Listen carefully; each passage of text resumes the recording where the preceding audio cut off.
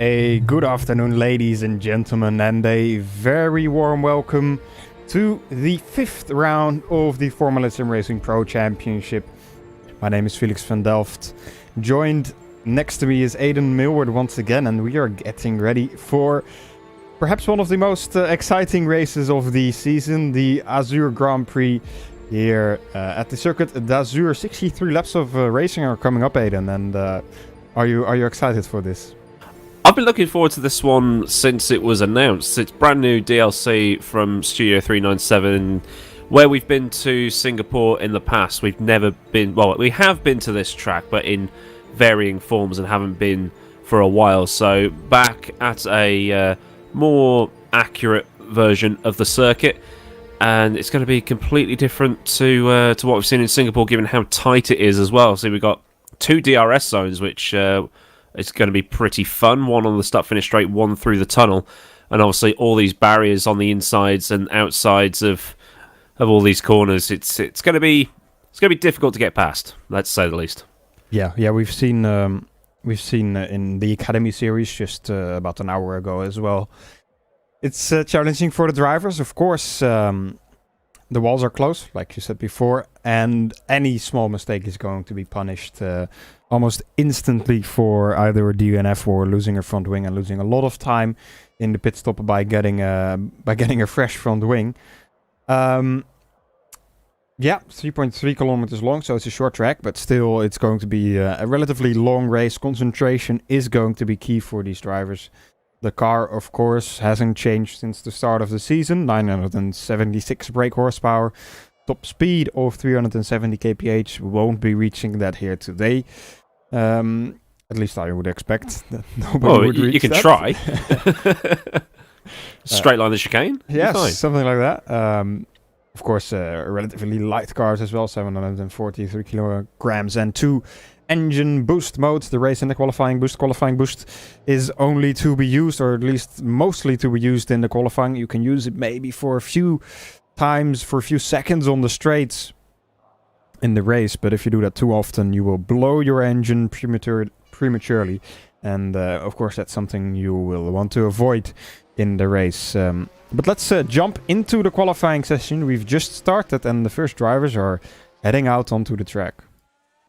Yeah, I'm currently watching Zolch Sux. He's heading up the hill towards... we're allowed to use the real corner names, aren't we? So he's just going through Massenet down towards Casino Square. There's a huge bump right there. It's where the road meets this bit of the track that they're on. Most of the drivers will probably go around it. Some of them will be feeling a bit more brave and just go straight over it. The car will probably ground out. And then the tightest corner on the track, first gear, the only point in the season where they will use first gear, really. Then down through Portier towards the famous tunnel where the DRS zone is.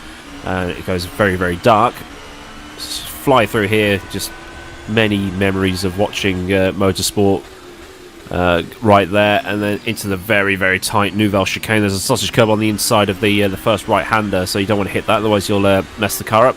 Then into the back, trying not to hit the wall on the inside or the outside. Then the fast swimming pool, left, right. And then they've sort of changed it recently. It's got a more rounded first part of that section, and then up towards this is the Rascasse where Michael Schumacher famously parked his car in 2006, and then through Anthony Nose and across the line to start his first flying lap. And it's such a short lap here, so we're going to have more laps than what would... Oh, he's hit the wall. More laps than what would be considered normal, considering just because it's so short. The World Championship race will be somewhere in the region of about 78 laps, I think, and we've got 63 here, which is what the World Championship guys would be running normally, if you catch my drift. Yeah, exactly. So Sux now coming into the hairpin. Cars have just enough lock on the one of the lowest steering rack settings to make that corner. Now through the tunnel, like you said before, it gets dark and then gets light suddenly once again. Of course, the drivers don't really have to worry about sun shining in their eyes unless they have a really bright monitor, but I guess most of them don't, or anyone does. Someone standing there with a torch. There you go. This is all full throttle in qualifying. Extremely quick. Oof. Try to keep it out of the wall there. Slight touch, but I think that's okay. Still misses the inside of Rascasse a little bit there. Tries to hit the apex there nicely. out of the final corner, over start finish, and it is a 1 minute 7.365 for Zolt Soeks there on his first attempt in this qualifying session. And all the other drivers have already set a few lap times. Lapins only a few thousandths behind Soeks at the moment. Kraus, championship leader, about a tenth behind him. Kieran Shanks, not too far behind that as well. All really close. Soeks and Maguire, look at that. 8 thousandths of a second in that. Maguire, indeed, very close. Of course, we know him to be quick in the qualifying sessions. Almost always, I think he has put his car on pole almost every race so far. He'll probably be looking to do that again here because it's so difficult to overtake. When he inevitably burns out his tyres from pushing too hard, he'll be able to keep everybody behind him. Yeah, we're going to have to wait and see how that unfolds, of course. First, he has to actually get himself on pole. Soeks looking strong at the start of this session. Can all change at the start, though. Someone can get a bad start, someone can get a good start. Yeah. But here's James Huber for Drillers Esports. Flings it into Tabac. Very, very difficult corner. It's one of those ones it's taken probably faster than you think, but also slower than you think. And then the very tricky exit of the swimming pool. And then coming into Raskas. Got to try not to clang the inside of the car on the inside wall, because these cars are so much longer compared to what they were in the past, past FSR seasons and past real world motorsport seasons. It's very easy to just take off your rear wheel, and that was a great view on the front wing, just showing you how fast these cars are going around the streets of Côte d'Azur. Yeah, Drillers Esports didn't have the best race in Academy. I think all of their drivers crashed out in some way and didn't make it to the finish. So let's hope Zubia and his Drillers teammates can change that in the pro race here. So far, Drillers not in the top 10, or only Woznica in the top 10. Let's see if Zubia can change that coming into the chicane. First sector time was a 17.5, about 2/10 of what the top guys are doing at the moment. So he needs to find a little bit more time. Swimming pool section, flat out through there. Need to keep it out of the wall here. I think he brushed it slightly. Raskas, very difficult. Out of the final corner. And across the line to set a 1 minute 7.7. Moves up to P11. 12. It changed just as you were saying that. It's that can be, the difference between a position can be hundredths, if not thousands. Lappins absolutely launches it across the second apex of the swimming pool. But I was about to say, this track, along with Indianapolis, are probably the epitome of precision. You've got to have it inch perfect every single lap to get the most out of your lap times. Yeah, Lappins puts in a 107.6. I think that swimming pool section was just a little bit too aggressive to actually really gain any time from it. Luke Maguire setting himself up for his next attempt. Actually his second attempt of the day. Drivers have a grand total of 9 qualifying laps to their name, which of course will then translate to 3 hot laps. We need to be careful to not over push the car too much and hit a wall and undo all the time you gained. Sideways fully there, catches the car. Drifting from Luke Maguire as he flings it into the hotel hairpin. Some drivers are trying to get a kick of oversteer through there in practice. It probably didn't work out very well for them. Luke Maguire into the tunnel now. DRS open, very, very bumpy. And then what's he going to be like through the second part of the chicane? Or just clip the sausage curb on the inside of that first right-hander. Not too bad to back. You can get cigarette paper in between. I think Mika Hakkinen actually said it's you could probably fit a magazine in between the wheel and the wall. That's how close they get to the actual arm coat. And then out of Anthony Nose, DRS open, hug the inside wall. Where's he going to be? Hold for now. Yep, first into the 160s as well. Indeed, great lap from him, I would say. As you saw, though, still a big sideways moment. Perhaps a tenth or two to be gained if he doesn't do that in his next attempt, his final attempt coming up. Lawrence Doherty starting his second attempt now. Oh, that's a huge cut. Hopefully you get away with that one. Yeah, the drivers have to be careful in turn 1 because I believe the rules are slightly amended for... Oh, well, Oh, he's rip. that's not Snap gonna help you. oversteer going through Massenet. That's something that can happen here with the bumps. Kieran Shanks. Yeah, he's Kieran Shanks was actually fastest in practice. I think he did a 107.5 in the end, so he's just gone quicker than what he was able to achieve. And now back with Ernest Lappins, bit of a bump on the exit of the chicane. Trying to maximise the turning. No, that's lap over. That's a huge bump. Might just It's still be a going. little No, bit of latency on done. our end, I think. Could be that it's because it's so close on the walls here that the game just can't keep up with the speed. It seems that it's okay coming across the line now, but again, a lot of bumps onto the wall. I don't think it gains him a lot of time. Still enough to put him in P4 though. But he needs to be careful as well, because the rules, like I said before, did get amended slightly for this race. If you wall ride too much, you might get a penalty for that. And of course, like I said, it might be a bit that the game can't keep up quite as much. That it looks on our end that he's hitting the wall a lot. But of course, that's for a Stewart's investigation. Shanks just drifting through turn 1 there as I'm talking.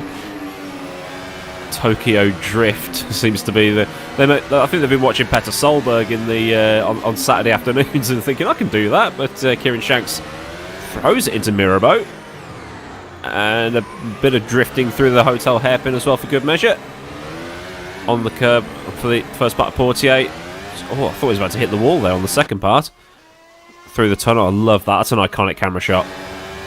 Just missing And then the back Stewart on board. left. Yeah. So I was getting flashbacks of Damon Hill's engine blowing up in the tunnel in '96 when he was on course to win that race. Oh, it just looks so quick, especially with that field of view that's on these cameras.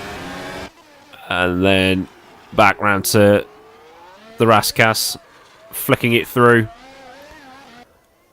If anything, it's harder to go quick around here in these cars than it would have been probably about 5 years ago in FSR, because the cars have changed completely since then. They're much bigger compared to the old sort of 2012 style cars that we were using. Yeah, definitely.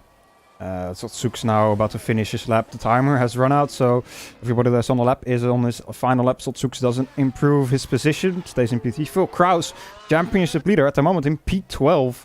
He needs to find some time. He's on a good first sector. Let's see what he can do in this third sector. Sorry. Well, Phil Kraus started lower down at Imola and still won, but this is Azure, so it's going to be a little bit more difficult to do so. So you could pop on some harder compound tyres and wait for everybody's softs ahead of him to burn out, pull out a gap, and stick on the softs towards the end. But then again, he's still got to overtake where he... well, what I'm saying is just become irrelevant because he's now stuck in second place. But that's qualifying over, so move to the next session. Let's have some good racing. Yeah, great qualifying there. And of course, qualifying is going to be one of the most important things here in Azure. Like we said before, overtaking is going to be very, very difficult. Let's have a look then at the qualifying results. So, Luke Maguire will be starting from pole position. Phil Kraus only 700ths behind him. And Zoltan Hives only 15 thousandths behind Phil Kraus. So very close in qualifying here. The entire top 12 separated by about 4 tenths. Let's see if I can spot any noticeable people just in this little list of the top 12.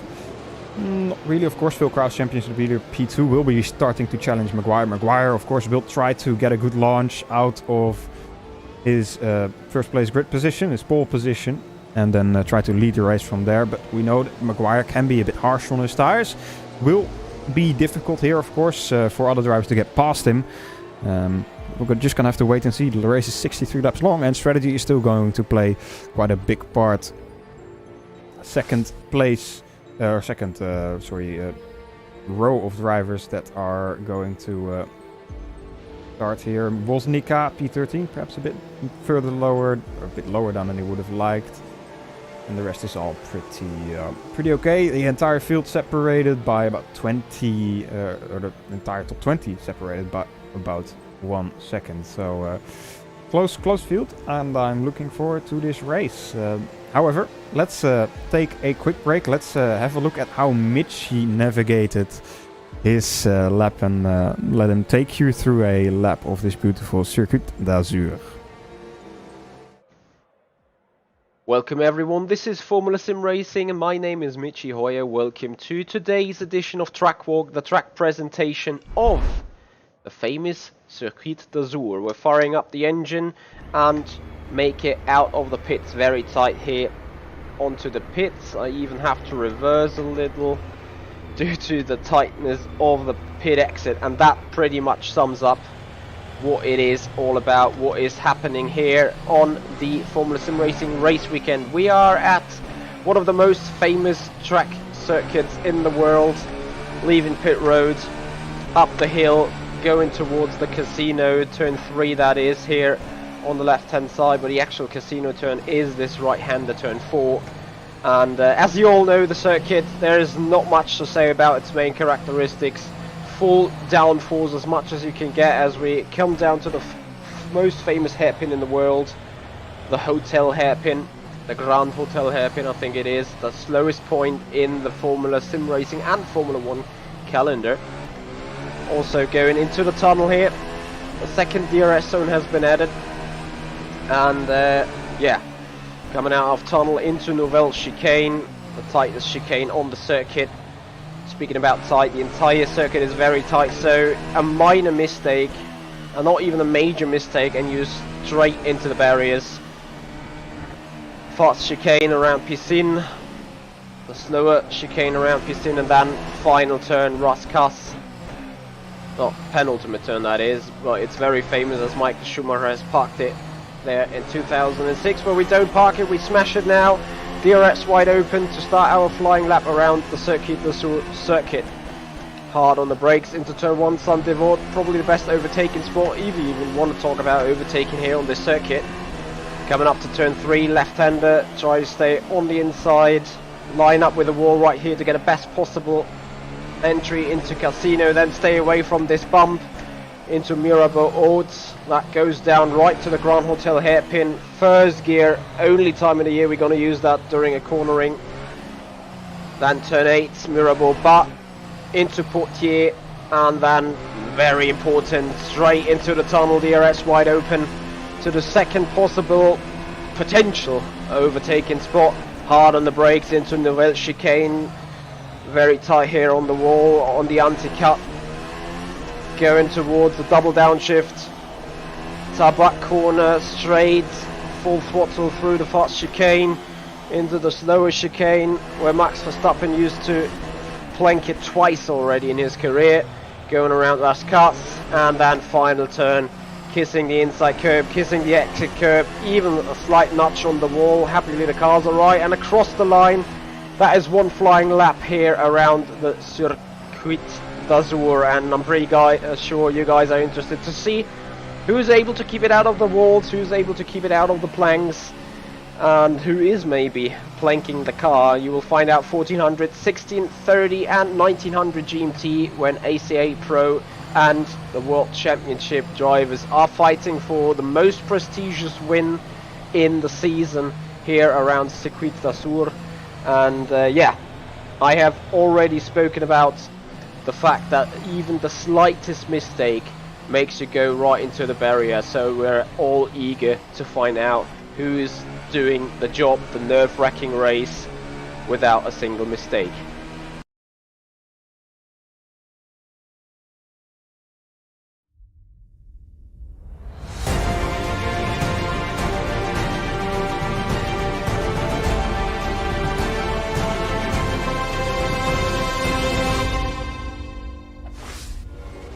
And welcome back, ladies and gentlemen, to the 5th round of the Pro Championship here at Formula Sim Racing. We're doing the Azure Grand Prix today, 63 laps around the Circuit d'Azur. And we're in for a treat, I think, for those that have missed qualifying, missed the start of the broadcast. My name is Felix van Delft. next to me, I've got Aidan Millward once again. Aidan, let's talk a little bit about strategy here. Of course, 63 laps is quite a long way, especially for the pro drivers that are used to doing maybe 40 laps normally. So perhaps a bit more challenging strategy calls to be made here by them. Yeah, we were just talking about it while Mitchie was doing his thing. It's leaning towards a one-stop, soft hards, or maybe hard soft for those who are a bit further back. But who knows? We could see everybody starting on the softs and then going to the hards later on. I think it depends where you get caught up in traffic and things like that. So it's going to be another one of those wait-and-see races. So was it Portugal or something like that where it just all went out the window after about 10 laps? They're doing different strategies to what we were predicting. Yeah. So yeah, anything can happen over 63 laps, which is almost a full race distance for as far as these guys are concerned. Yeah, it's going to be a long race for them as well. I'm guessing about 1.5 hours almost. A little bit less. But still, quite a long race, so concentration is going to be key as well. Like you say, strategy. I'm thinking if anybody in the top 10 or something does a one-stop, I don't think it would be worth it for anyone else to do a two-stop, because unless you just have so much more grip on your tires, it's gonna be almost impossible to get rid of the traffic that you get into by doing an extra stop compared to other people. But of course, I'm happy to be proven wrong by these drivers. They've done so many times before, so we'll just have to wait and see. Like you say, drivers are now starting to get onto their grid slots, so let's quickly run through the grid formation here, Aidan. Yeah, we've got Luke Maguire, who put in that absolutely phenomenal qualifying performance. He leads Phil Kraus by just over 0.07 of a second. Zoltan Hives rounding out the top three, which is all top three drivers under 1/10 of a second, so very, very close around here. And then Matthew Williams, Kieran Shanks, that's a really good performance for the Butler Power Motorsport driver. Usually he's a bit further back. Patrick Hanko, who had a good run in Imola. Noah Roivers, also a good performance for him. Matthias Coleman rounding out the top 10 with Ivan Leonov, Lorenz Doherty being the first two of the free choice drivers. As I think we've just gone green without a formation lap. I don't think we had a formation lap. Yeah, let's fair jump enough. straight into the race then. All right, that's a carnage going towards Massenate as Luke Maguire leads Phil Kraus into Mirabeau. Yeah, interesting. So Maguire managed to keep that position there. We missed that. We might be able to get a replay of that later on, but no formation lap on this race, it seems. Perhaps a mishap on some of the settings. Noah Rover spun around after the hotel hairpin. Drivers have to be careful now. He tries to get around, but now it's just a pile up in the hairpin there. Let's switch back to the front.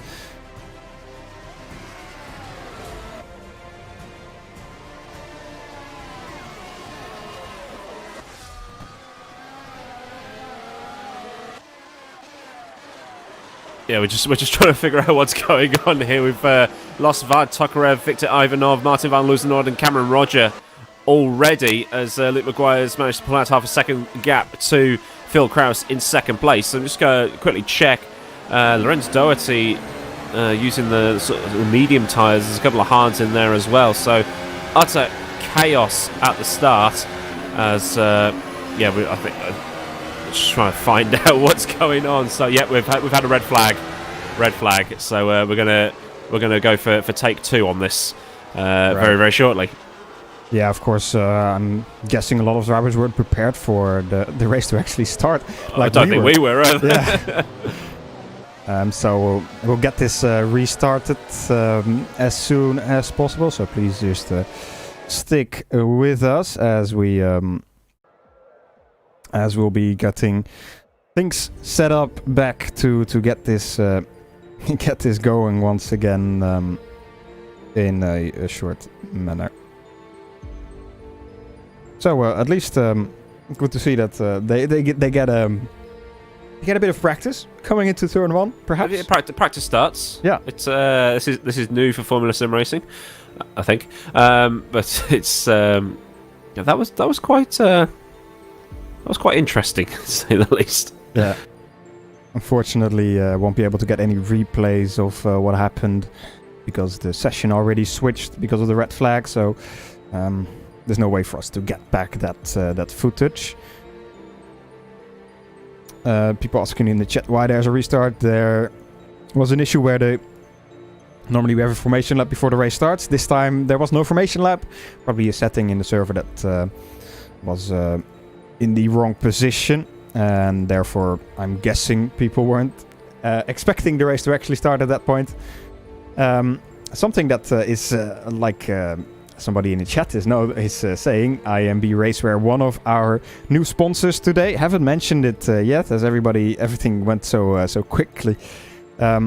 They will be giving the champions of the Academy, the Pro, and the World Championship a nice set of racing wear. They will get a t-shirt, a hat, a set of gloves, and a set of boots, fully personalized as how they want to get it. And that's definitely something that the drivers will be happy about. At least the champions will be happy about once they become champion, which is still a bit away, of course. Perhaps a good time as well to talk about the standings. Phil Krause, we've said it before, is the leader of the Pro Championship at the moment with 82 points. Luke Maguire behind that with 59, so 23-point difference between the two. And I think that's mainly down to Maguire not finishing in Imola, in San Marino. And then Matthew Williams with 54 points behind that. And Martin van Lozenoord with 36, so also a big gap between third and fourth. So at the moment, Phil Krause looking really strong in this championship.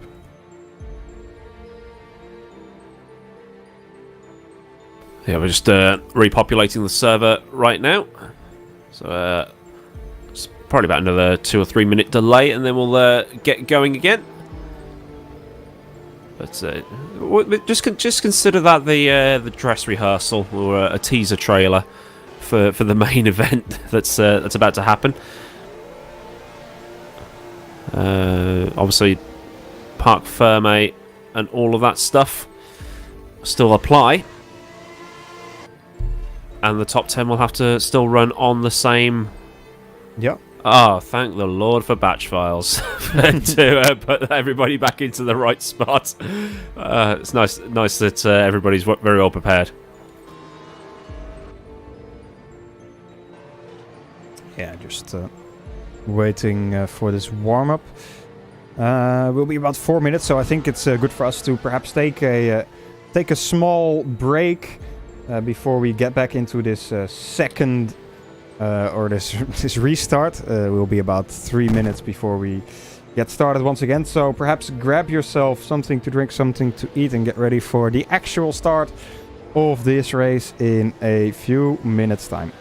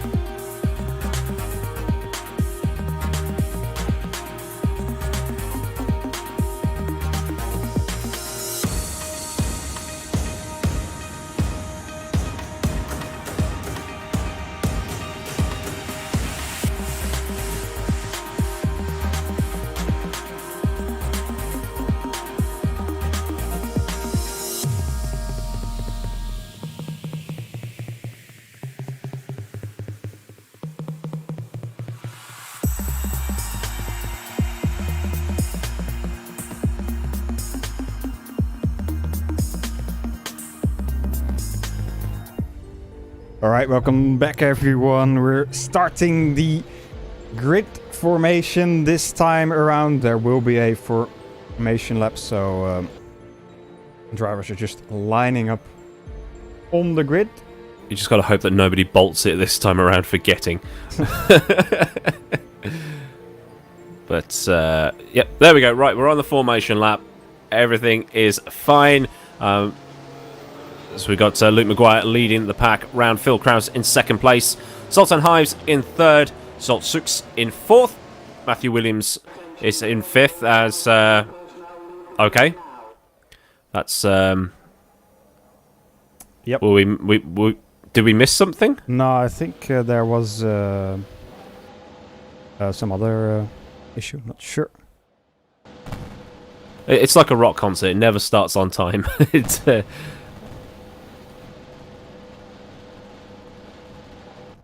there's a couple of wheels go flying around in the garage. Someone's pit crew's working frantically back there.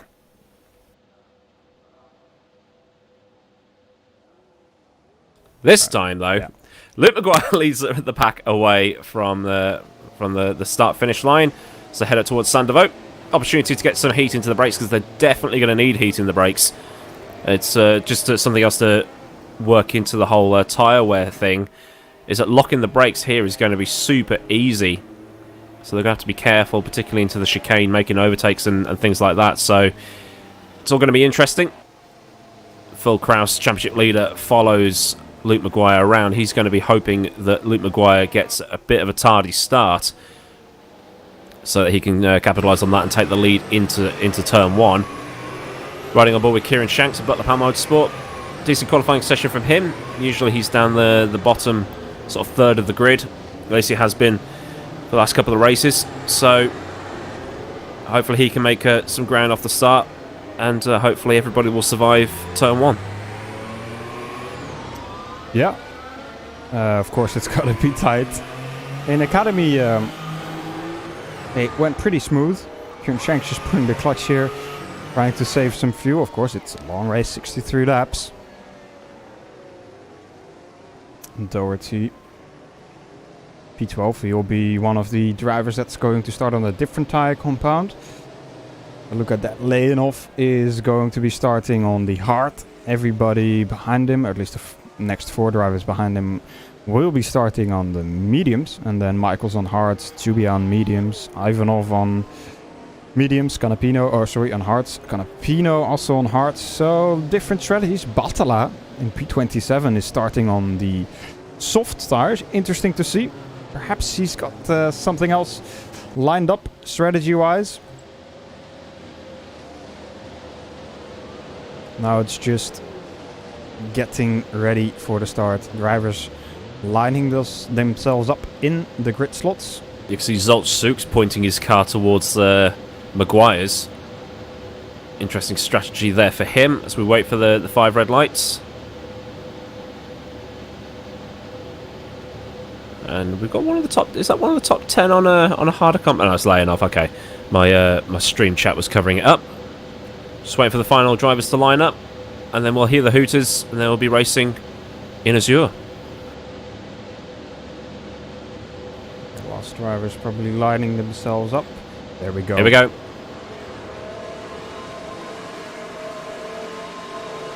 So we are off here in Azure. It's been a good start for Krause. Already trying to get himself alongside Luke Maguire. Oof. Don't see anybody in the wall back further down the grid. Oh, there's a bit of clonking and clanging. But I think it's just that, really. Also, Stephen Michaels is going all the way back. Stephen Michaels is out immediately. So damage sustained just after the turn one and the climb up towards Massena's. Matthew Williams tries to go around the outside of Mirabeau down towards the hairpin. That's up into fifth there. As, oh, no, he's got himself beached. Oh, what's he doing? I think that's he's trying to go through Kieran Shanks. Okay, that's one strategy, but Matthias Coleman's gone, thank you very much, I'll have that, as they go through the tunnel for the first time. Yeah, I think Shanks there spun around in the tunnel, or in the hairpin, sorry, and just got collected. Not sure what happened there, might be able to get a replay of that later on. Let's see what the rest of the field is doing. I think everybody did get through there relatively okay. Maybe a few front wings lost. Yes, I see one already here. That is Canapino without one. Driver's going to have to be careful to try and get around him. People have to just be patient here on this track. Almendinger's losing... Oldermenger, sorry. He's lost his. It looks like... Maguire has bolted. Shanks is in the pit lane. I think someone got grounded on the inside curb at the hairpin, and that just caused carnage for everybody else behind. Yeah, I think so too. I think that was Shanks. But we'll get a replay of that in a little bit. Now Maguire, of course, will be trying to break the DRS of Philip Krause, which will be activated in the next lap, or the lap after, I should say. We've got 4 drivers in the pit lane currently from first lap damage. But Kieran Shanks still came in, changed his tyres, must have had some hefty flat spots and some damage.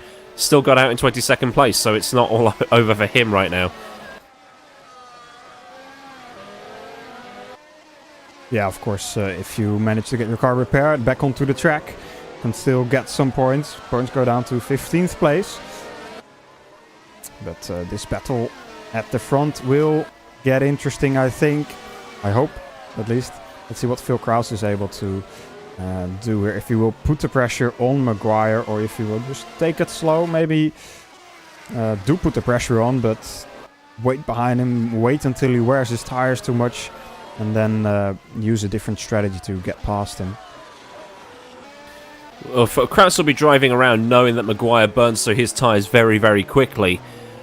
But getting past at Azure is very, very difficult. So unless Phil's feeling a bit brave, he could probably try and launch one into the Rascasse, or maybe to the chicane. Maybe through the tunnel, taking the kink on the inside if he's feeling really brave.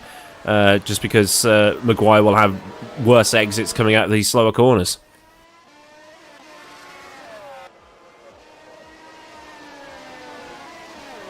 As they come flying through the swimming pool section, Maguire may well have a second's worth of lead coming round the final couple of corners. We'll find out once they've crossed the line. Although it looks like Krause may have closed in. Well, DRS is activated. You can see that flap wide open on the back of Krause's car. 0.9 of a second between them. Oh, there's a front wing just sitting casually up against one of the walls.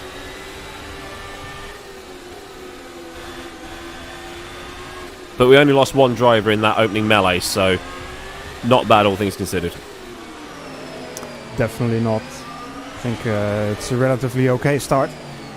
So Sux is now starting to keep close with the drivers in front of him. Zoltan Hives, his teammate, sister teammate I should say. And Phil Krause and Luke Maguire, of course, in front of that. Cameron Roger taking a trip through the pit lane with no front wing.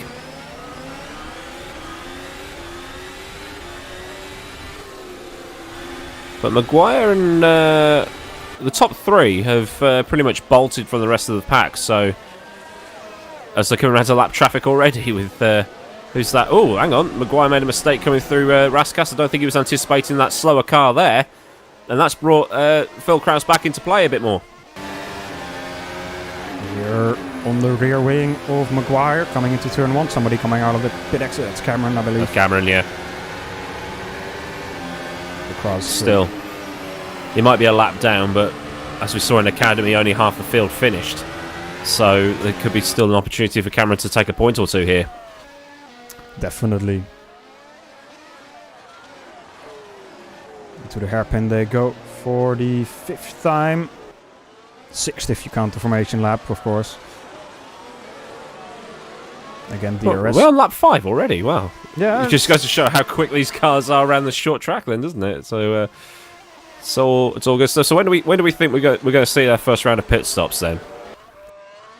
I'm gonna guess lap 20-ish, maybe a bit earlier for the drivers that use their tires a bit too much. But of course, like we talked about in the warm-up before the race started, doing something else than a one-stop I think is going to be difficult, even if the Tires get wearing out a bit over than what they are usually capable of. Cameron's DNF'd. That's unfortunate. Yeah, so is Roma Tissing and obviously Stephen Michaels, who didn't make the end of the first lap. Unfortunate for him. Lap 5. I think we gave him one more lap before we were talking. We gave him 4 laps. I said lap 4. Right. It got close. Yeah. It's that commentator's eye, that's what it is. Exactly. But of course, unfortunate for the president. He can go back to his other duties. Assigning penalties for whatever happened on that first lap, but we'll try and find out what happened there, because it seemed like someone got grounded and then just hurled into, but there's so much going on around this track, it's going to be very difficult for Felix to queue up his replays. Yeah, I think I won't be able to get that first lap replay. It's just buried in the console, but yeah, it happened. We're not going to be able to do anything about it at the moment. Let's see, Ernest Lapin's down in P7. He is close to the driver in front of him, which is Matthias Koolman. Lapin's trying to find a gap on the inside in turn 1, which is not going to be happening.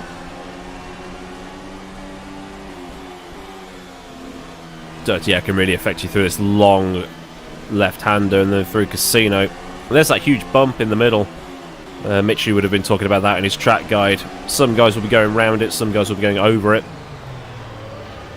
And then into the hairpin, which there's once a railway station there, which seems a bit weird considering how built up everything is now, and then into the tunnel. Yeah, DRS wide open there for Lapins, but even though it's a short straight and you don't gain that much, it's a short track overall anyway. Yeah. Lowest speed on the calendar. Even though this section is just so quick, even in the race, with full fuel, these cars just fly through that swimming pool section. So far, everybody is managing quite well. 3 DNFs now: Cameron Roger, Ruma Tissing, and Stephen Michaels.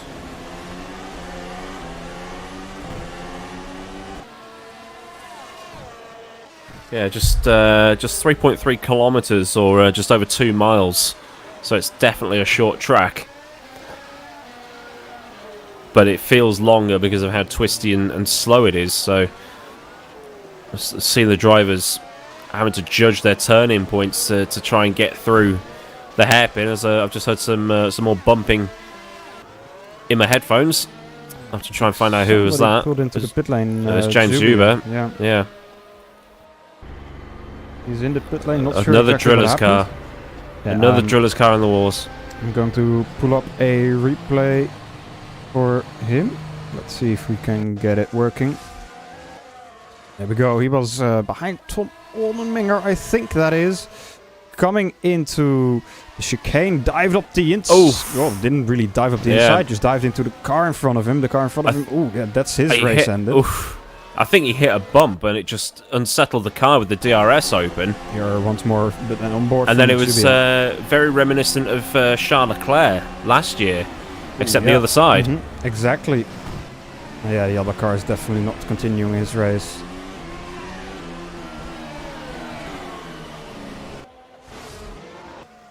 So that's 4 DNFs now, I think. Yeah, Matthias Koolman just came out of the pit lane. Not sure if that's a regular pit stop. Would be a bit early for that. Lap 9. He is on the harder tyres. Is he? From each still shows the soft, but that could be... Oh, they've gone on to soft. Oh, I'm seeing hards. Alright, that could be... He's got white wall tyres. Okay, interesting. It's all going a bit crazy here at Azure today, isn't it? Yeah, it is. Jan Grankvist looking for a move. He had a bit of a peak there on Lawrence Doherty in front of him. It's almost like you've got to throw the car into a position where you've got to hope that the guy in front moves out of the way to avoid a collision. Yeah, a little bit. But that's the nature of this track, slightly. Hammered that inside sausage curve. That's not going to help the balance of the car and getting the power down. through the final corner. Both of them didn't have much fun through there. And it's as you were across the line.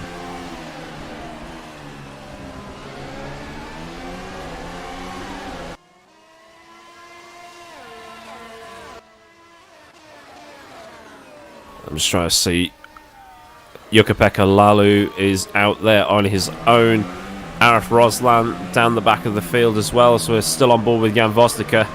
I think that it's in front of him is Leonov, Gronkvist and Doherty, so that's a train that's going to get spicy as the tyres wear off.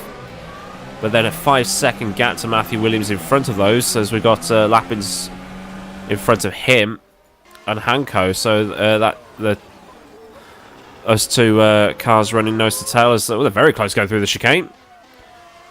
Won't try anything into tobacco because he's nowhere near close enough. You've got to be 100% committed to every move you make around here. Yeah. And you know, if you misjudge it, then most likely it's going to be both of you in the wall. Yeah, definitely, and that's the difficulty of this track, of course. All of these three guys in front of Vosnica, or the two guys in front of Vosnica, have DRS just like him, so he won't be gaining that much. It's just Gronkvist that needs to try and get past Doherty in some way, of course, in a clean way.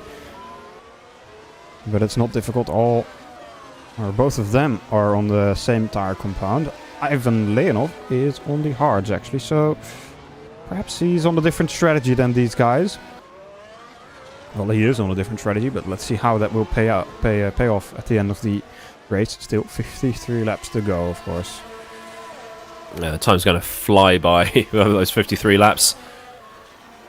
But with how the field got spread out over that first lap, I don't think this battle is going to make much of a dent into position once the pit stops roll around. Maguire's still doing very well out there, though. 1.2 to Phil Krause, so out of the DRS zone. But Krause has still got half a second to Zoltan Hives in third.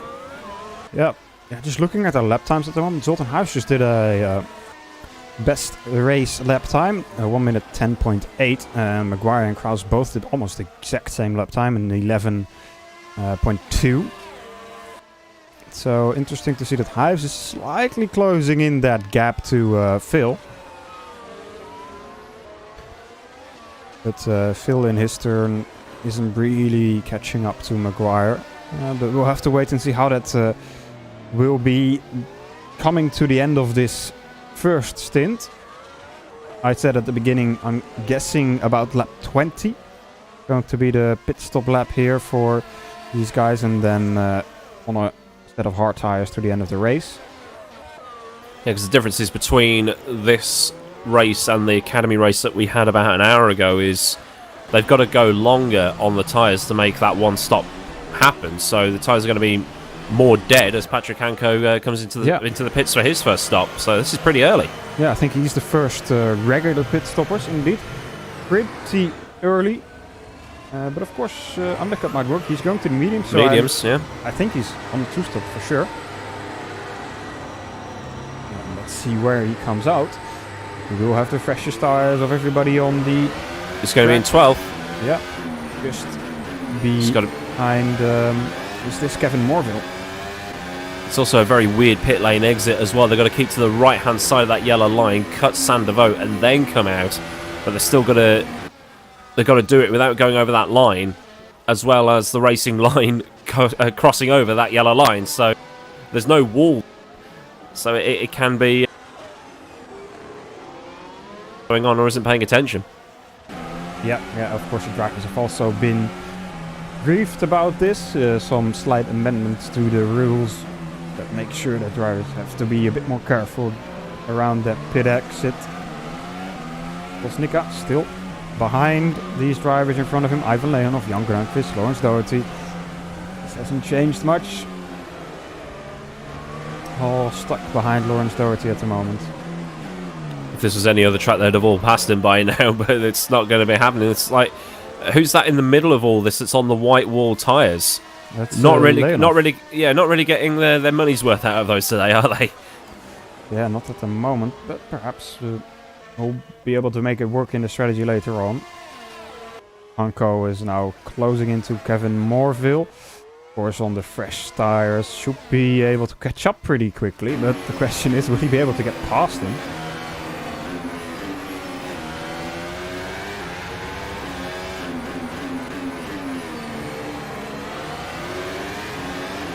It must be so frustrating as well, just sitting there, waiting. You've got to hope on tyres wearing off and capitalising on a mistake, or what happened in the academy where a driver was losing so much time. Here comes Hanko and the outside of the chicane. We'll leave the space for each other here. Oh, can he get the traction? No. But that's oh, no, he's off the wall. That's not going to help. Here comes Morville. Sorry, Coleman. Yeah, it was very close there. Had to back out of that move. Close racing. A bit of a tap there in the back. But I think it's relatively fair. They left each other the space in the chicane, which is already quite difficult to do. Yeah, it was, you know, fair play for trying.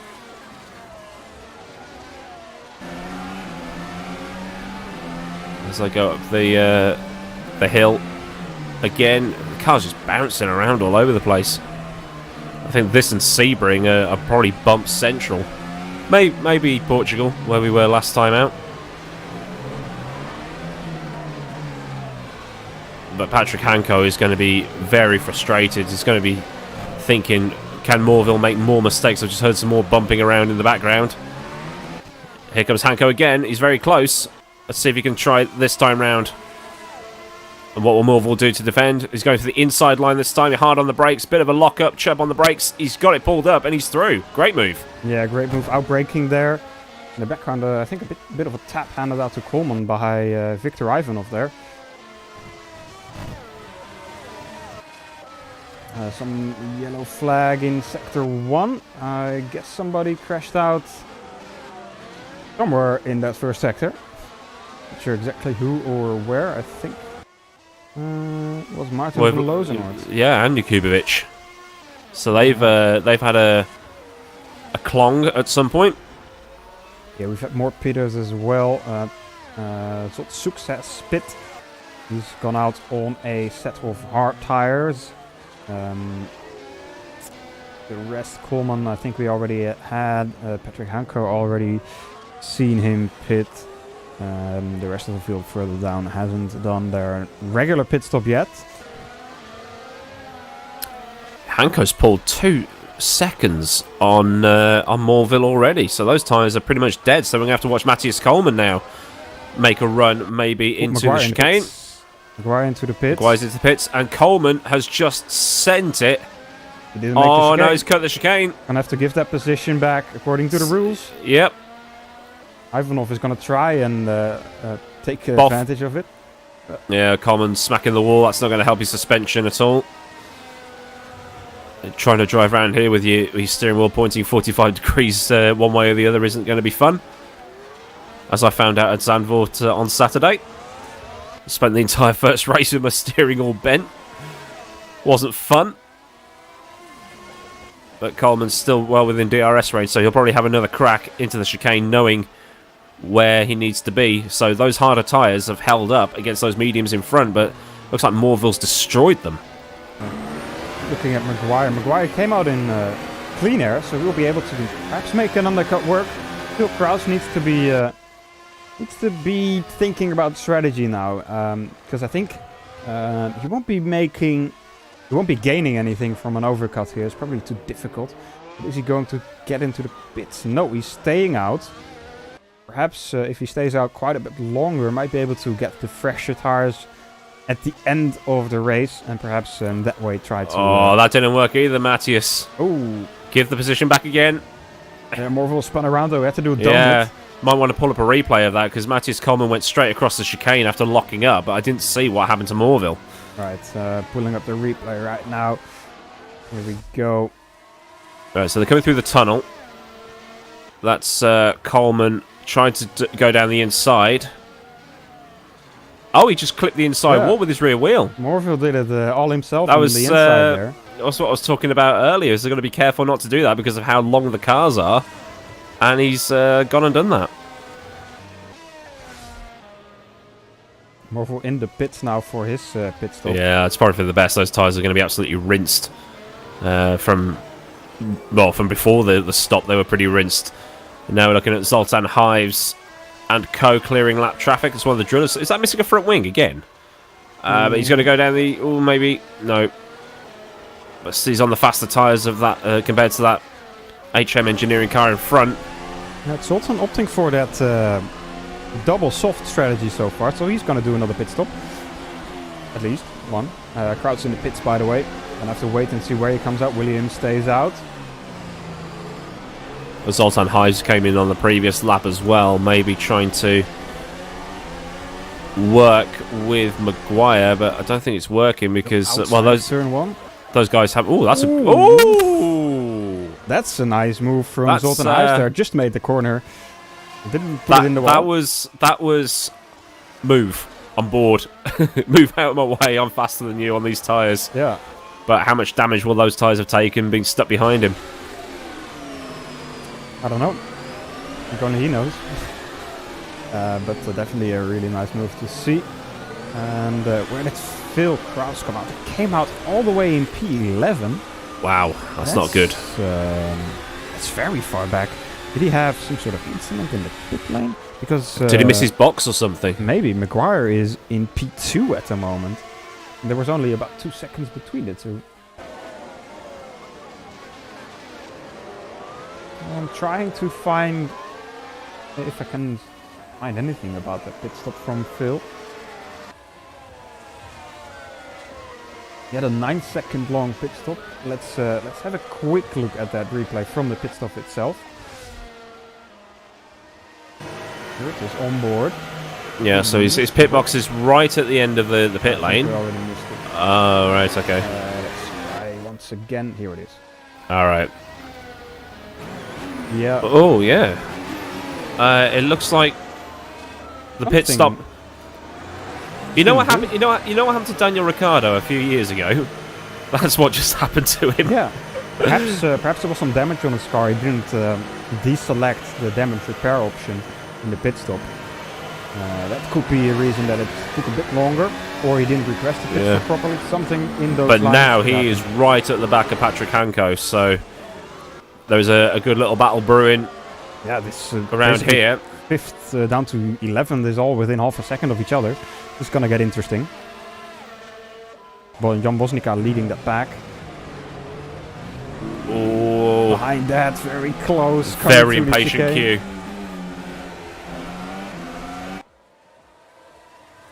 Again, this is where being a slower driver isn't too much of a disadvantage because you can keep... Oh, it's a huge wobble. Rear tyres are cooked, and here we go. Send into Raskas. And, oh, why'd you do that for? Don't! Why oh, you muppet. That's an interesting thing Did to he do. just reverse into his own teammate? I think he did. Into turn 1 now. Oh, dear. It's gonna get spicy as well. Patrick Hanko trying to get past Ivan Leonov in front of him. Philip Kraus, Jan Grankvist. I think they got through that a bit unscathed. We've got a replay of that incident in just a second. Let's see if Phil Kraus is able to get past these drivers in front of him. He's losing even more time in this train compared to his battle that he had with Luke Maguire. Maguire pretty safe in first at the moment to Hives, but Hives has the soft tires. Maguire has the hard tires. So I think Hives might be able to challenge for the lead of this race in a lap or two. Let's see if we can pull up what happened there with in Raskas.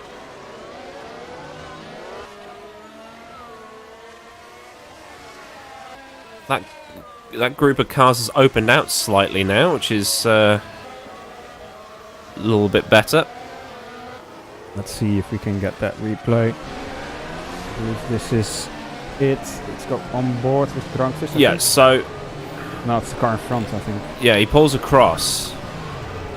Oh, oof. No, good avoiding action. Different car, actually. Not sure who it was. Let's, it was do one of the more. HM cars, so it was... it was Jordan's car. Yeah, just a bit unfortunate. Just cut across the traffic and then decided he was going to reverse to try and get back into the pit lane, so the stewards are probably having a look at that one. Because that probably just wiped out someone's front wing.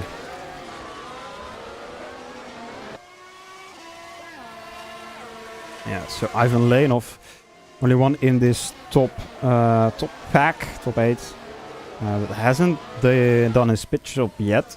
Also, Jan Grankvist and Christian Lazaro both haven't done a pit stop yet.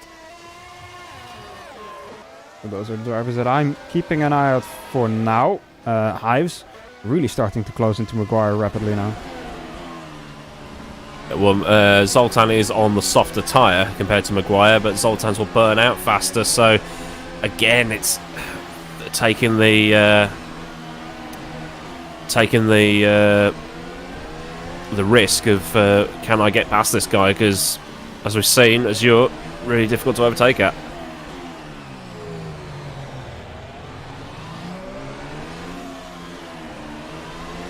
Zoltan needs to get a good exit out of this corner.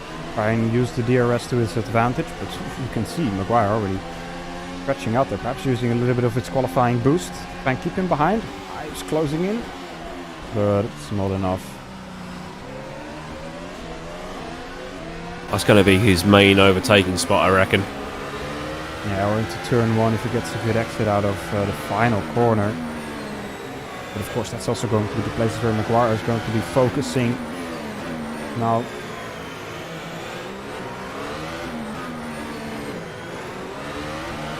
let's see what happens here. Don't think he's close enough unless he uses a bit of the old qualifying boost, but he's got to ration that, otherwise his engine will go pop. They can close pretty good on the brakes too.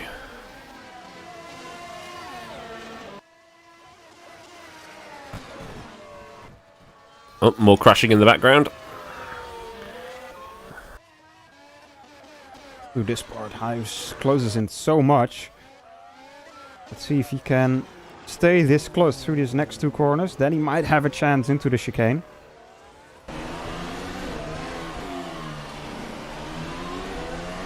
Here we go. I think he might have a chance here. Good exit out of the corner, coming into the hairpin. Don't know the name, my bad. Oh. Good defense there from Maguire. Coltons didn't really have any way to go.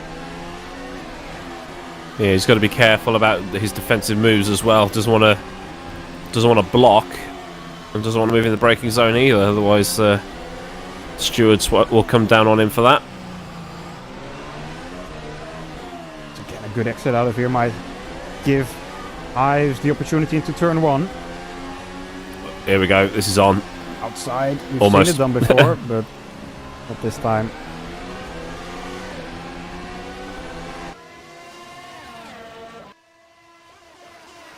It's a good little battle developing for the lead. If Hives can get past, he's then got to try and get away. Let's see what kind of an exit he can get out of Portier in towards the tunnel as he comes through the hairpin. Still following nice and close, and this is his opportunity. Get a good exit of this corner. Use the softer tyre with the grip. Yeah, he's further back than he was No, last it's not. time. That's not going to help.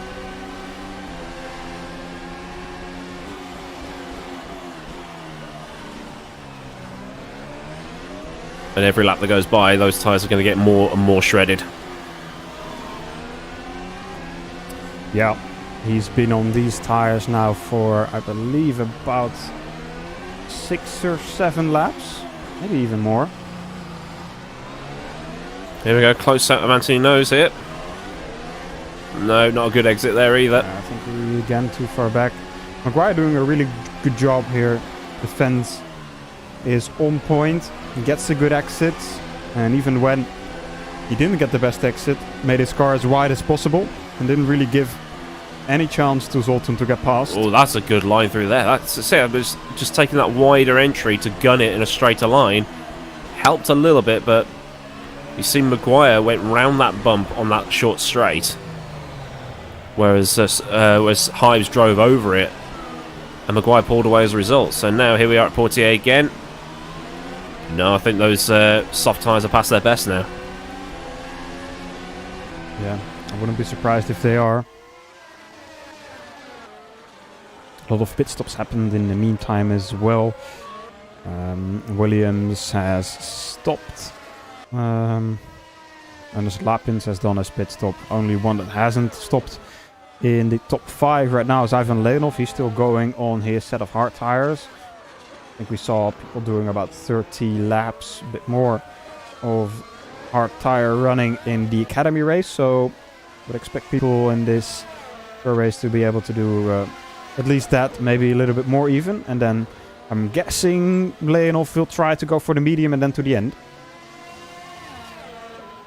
And we are certain that Hives at least has to do another pit stop as after this one, or after the one that he just did. So I think Leonov is in a good spot. Where did he start? Zoltan. I'm pretty sure he was in the top 10. Okay, so yeah, he will have to stop then again. Yeah, he was 3rd on the grid. It's worked out for him though, because he's now in 2nd. Definitely, yeah. He's not in a bad place, but we'll have to wait and see how this strategy unfolds. If Maguire doesn't do another pit stop, then I think he's in prime position to win this race, given he won't make any mistakes.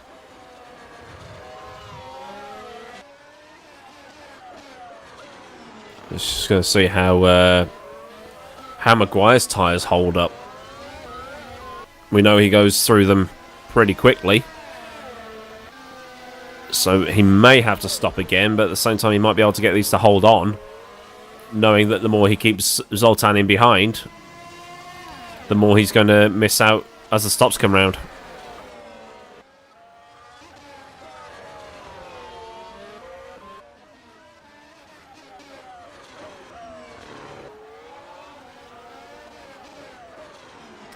Kraus also still trying to get past this pack in front of him, but it's just very difficult for him to get any progress with Hanko in front of him, Ivan Leonov in front of that on all tires. All of these 3 drivers are on fresh tires, except for Lazaro. He's also on older tires, but he's a little bit further back.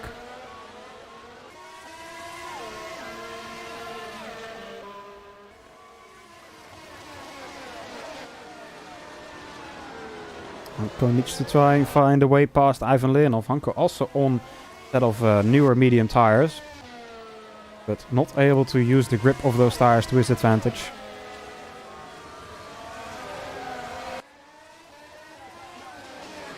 Hanko's going to be in the same position that Hives is in. Fresher, softer tyres, but if he can't get past, then it's all moot. Yeah. Bolton once again closer to Maguire. But close enough. Does he have the grip still in those tires? I don't think so.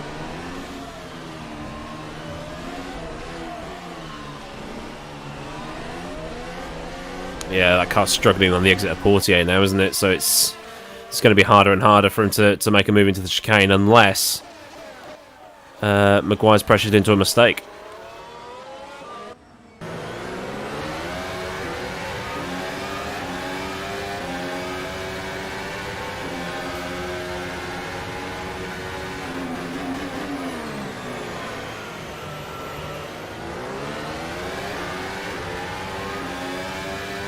Also still stuck behind these drivers. Can't really do much at the moment. Just needs to be patient. He's still in a good points paying position, of course. He has a bit of wiggle room in the championship. We saw so in the standings. You can see him being a little bit frustrated behind his drivers, wiggling the wheel coming out of the final corner there.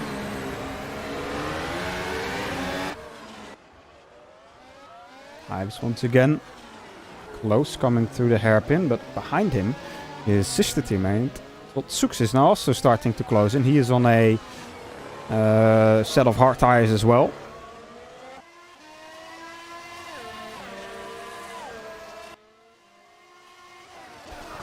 Just 0.3 of a second in it as they come out the tunnel.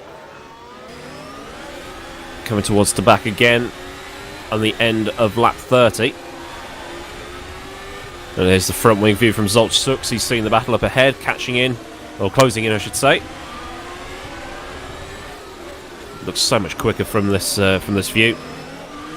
He's getting ever so slightly closer to Hive, so Hives will need to start looking in his rearview mirror as well as ahead of him in the next couple of laps. Yeah, Ernest Lappens isn't too far behind as well. He's on a set of medium tires, also catching up a bit to this leading pack. I think Maguire's tires might also be starting to slowly get a bit less grippy. Of course, they are the hard tires, so we would expect him to be able to go a bit longer on those. But we know from previous examples, the previous races, Maguire isn't the best on managing his tires. He's been proven to wear them a bit more than the other drivers, and having to be more careful at the end of his stint and being slower than as a result of that. I was just looking at the YouTube chat, the theories on strategy. Debind says softs can be pushed to maybe 16 or 17 laps, mediums are rubbish and last maybe 22, 23 laps, and the hards can last 37. At least that's what one person did in the Academy series, so maybe with some conserving on Luke Maguire's then, he can probably push him out a bit further, maybe to 40, if he's driving right. Maybe he can just cruise round and then only drive hard on the exit of Portier, so he knows he can stop Hives getting by the DRS zone. Woznica out of the race. DNF for him. So far, we have lost 8 drivers, if I'm counting correctly. Relatively okay, halfway through the race right now, 32 laps almost done. 31 to go after that.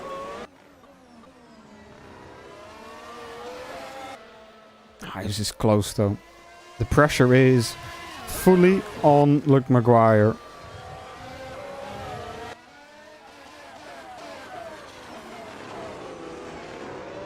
Apparently Vosnica's engine blew. Alright. Hives is really close coming out of the corner. Didn't have the best exit. Maguire doing well on the exit there.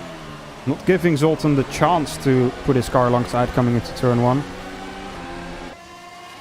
Ernest Lappens has now also really caught up onto the back of Zolt Sux. This leading train is going to get spicy. I think so. Strategy will start to play a part, because I think Hype's probably coming into the pit lane in the next 5 laps for a new set of, I'm guessing, hard or medium tires.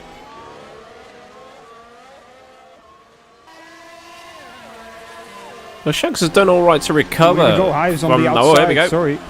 On the outside coming into the chicane. Is he going to make it work? No. Has to cut the chicane there, and then therefore also has to give back the position to Maguire. He tried. But now we've got a 4-way fight for the lead now. Yeah, definitely.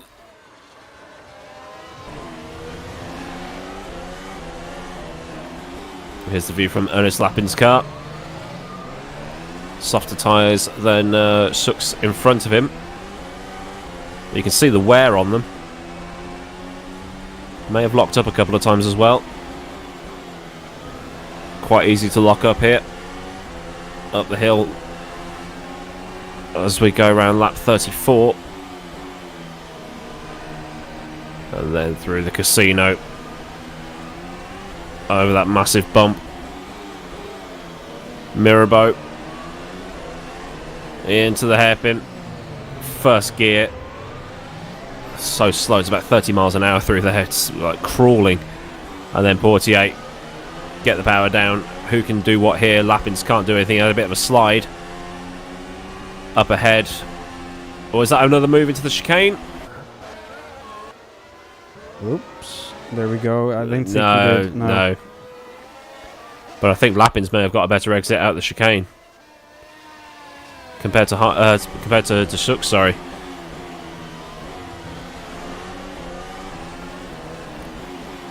But then it's getting the traction down at these slower corners once those softer tyres start to wear away. Can't really do anything. See? Yep. That car in front's just gone.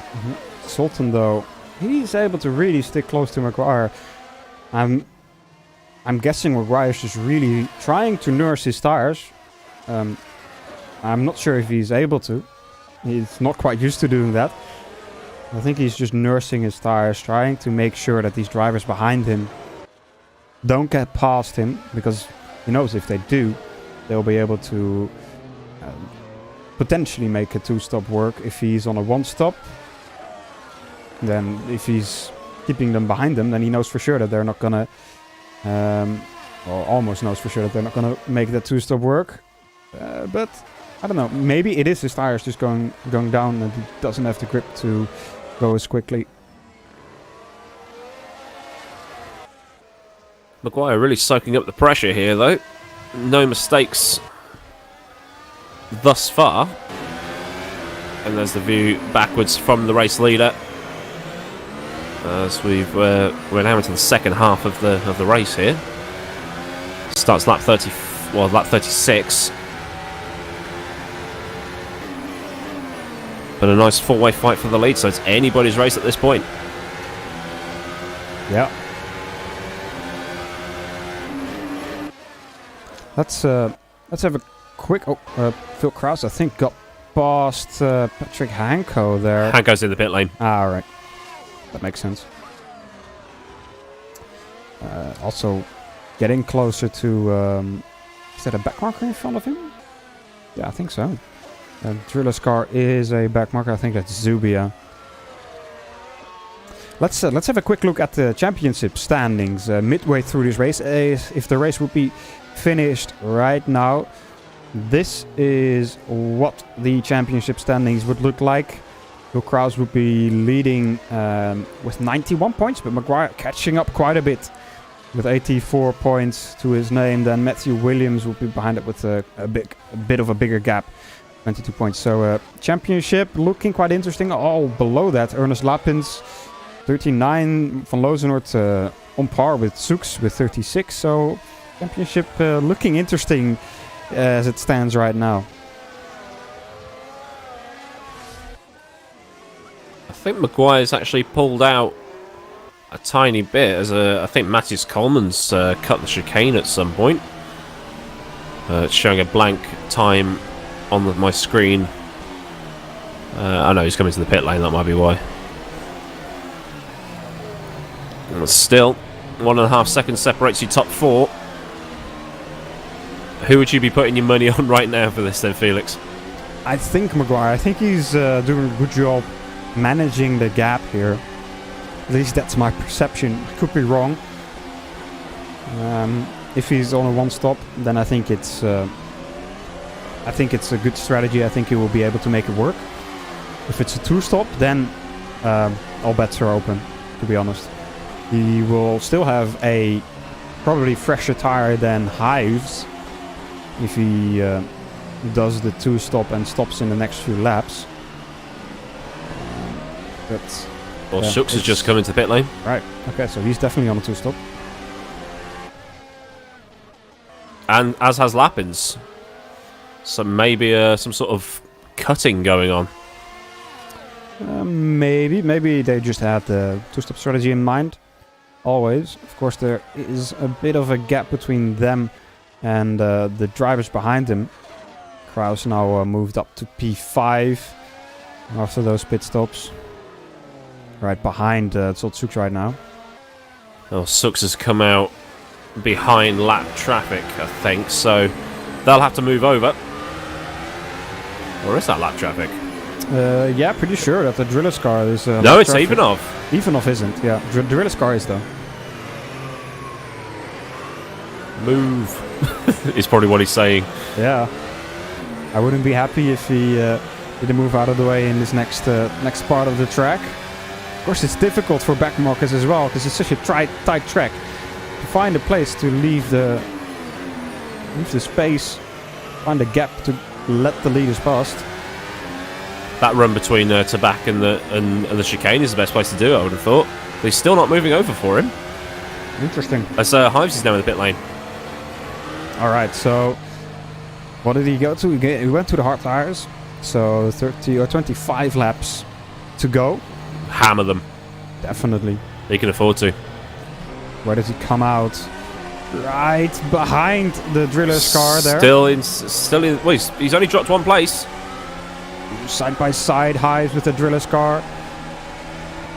Did leave him space there, but the driller's car is really... Still not moved over. Yeah, it's really being in the way there. Ivan Leonov lets his sister teammate past. And the driller's car now still not really... Oh, now he has. Not really, though. He's still in the way of Phil Kraus in the hairpin. Oof. There we go. But it still took a lap for him to move over, so... Yeah. I think there's going to be some sort of complaint filed about that. Probably. Now Leonov also let Tsotsuks past, I believe. Of course, Leonov knows, hasn't done a pit stop yet. 40 laps now on this set of hard tires. He will have to do at least one more pit stop. And I'm not sure if that really worked out for him, because the drivers in front of him, his two sister teammates, have both done already 2 pit stops. And he's still behind them. I think it was Juba that was holding everybody up. Yeah, I think so too. Now Leonov into the pit lane. He will be putting on a set of medium tires. I'm guessing. Makes you wonder though, why has Hives gone onto the hardest compound tire? Wouldn't the mediums have been better? Maybe, but I guess you could push harder on the hards. Just shred them, and then perhaps go a bit quicker. So it's a bit of a It's between the two. Yeah, I suppose the mediums were worn out by the end of the race. Yeah. Yeah, okay. Like the mediums will be quicker at the start of the stint, but then they wear out and you lose more time. And with the hards, you can push them a lot more. And perhaps a little bit slower raw grip-wise, but you can push them a bit harder and be quicker overall through the stint. All right, so we'll just have to see how the gap decreases over the next, the final 23 laps of this race. As, the gap is currently 16.1 between Hives and Maguire. Yeah, 23 laps to go. But if and when Hives catches him, he's still going to get past somehow on this track.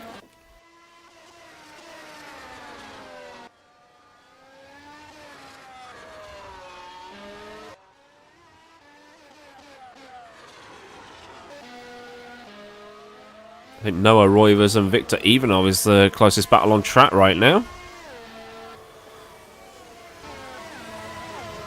Oh, and Lorenz Doherty as well in that little train of cars. Yep.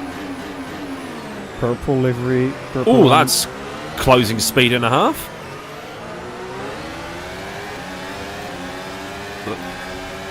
Roivers having a bit of wobble coming out the final corner as Victor Ivanov gets really close, but not close enough as they come through Sandovote.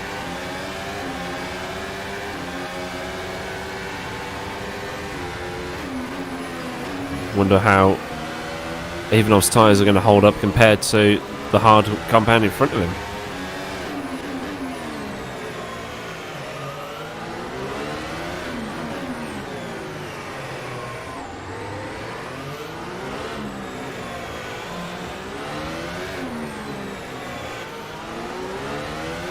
That's a good point, actually. Is that we were talking about James Zuber not moving over.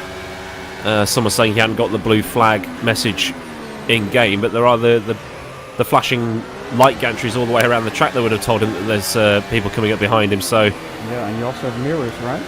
And mirrors. I'm guessing he at least knew that he wasn't fighting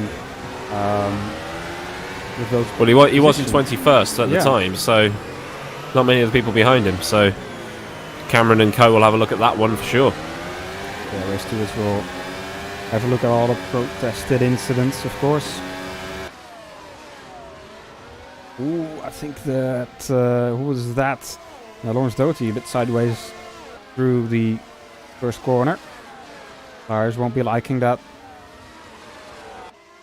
Kieran Shanks is close to Matthew Williams. Coming out of the tunnel now. Perhaps a move into the chicane? No. Backs out of that.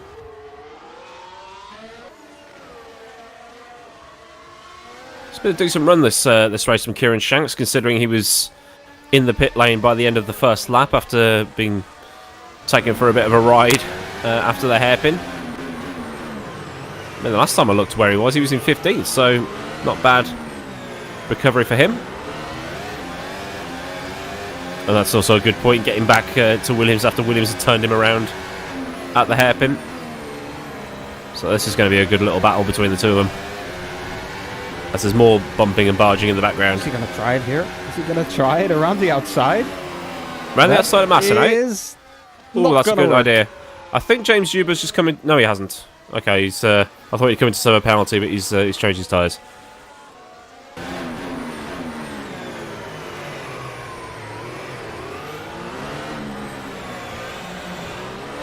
Let's see what the exit is like out of Portier. Pretty close. Oh, not close enough. Maybe use some boost. DRS yeah, I think he's going to try it. There we go. Outside, braking late. That's a good set. Oh, he's been tipped round. I think he just turned in a little bit too soon. There's nowhere to go for the other driver, of course. There's a wall on the inside. He can't really disappear. Let's quickly see if we can get that replay.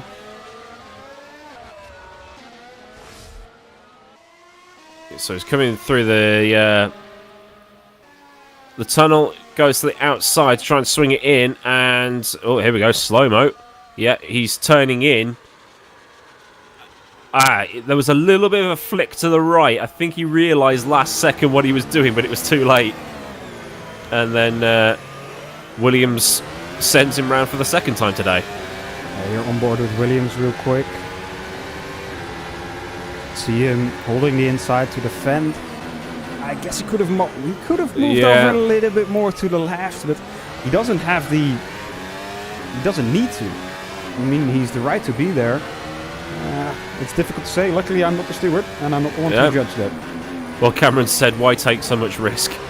And then the emoticon with the flat face. No, Rue is going for a bit of drifting. Yeah, just tuned into watching him, and sideways through Mirage.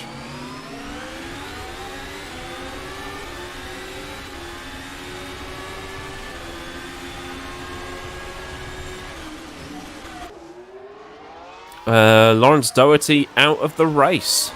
Must have hit a wall somewhere. Here we go. Shanks is going to try again. Into turn one this time. No, not able to find the space. Perhaps this time around the outside of turn 4 will work. No, he's a bit too far back this time.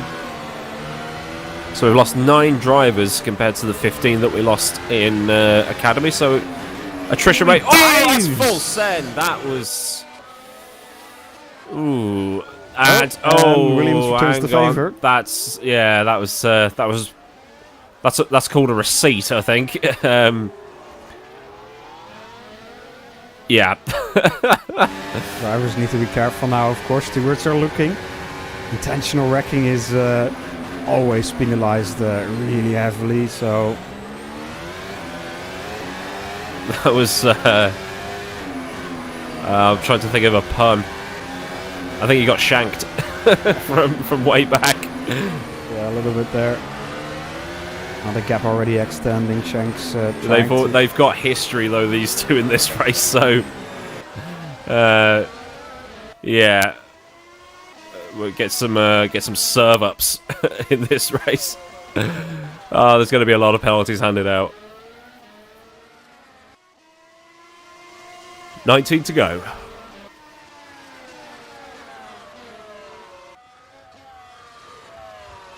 I think Matthew Williams has dropped off from Shanks now. Oh, this is close. Yeah, this 4 or 5 drivers really close to each other.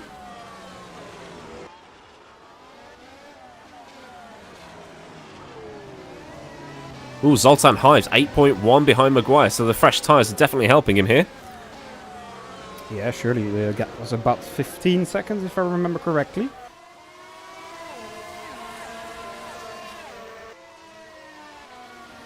Leonov in the peak up the inside. Whew. Very close there on the turn in of the chicane with Patrick Hancor in front of him. rules were amended that you really have to be alongside if you want to have any right to that corner.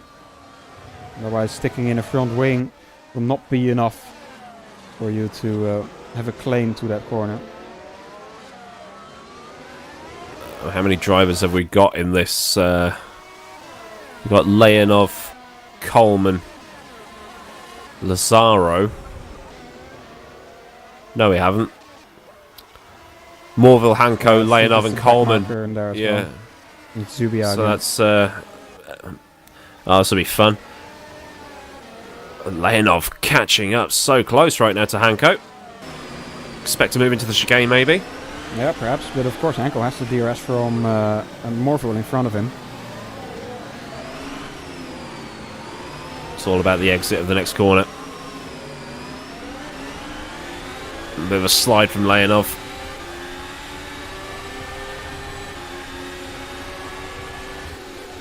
But I think the entire group of Hive, Sux, Kraus, Lappins is closing in on Maguire, so... Ooh, this is going to be tasty towards the end. Yeah, I'm quite sure it is. Let's have a quick peek at our lap time. Sultan Hive's last lap, 1 minute 10.5. Maguire last time around, 1 minute 11.3. So, pit stop. Gained. Pit stop for Morville. Right, so he'll be going for a splash on the soft tires, I would assume, at the end of the race. 14 laps, 16 laps, sorry. No, he goes to the mediums, interesting. He's not confident enough to get those softest tires to the end of this race. Of course, we'll have quite a bit of grip advantage still with these tires.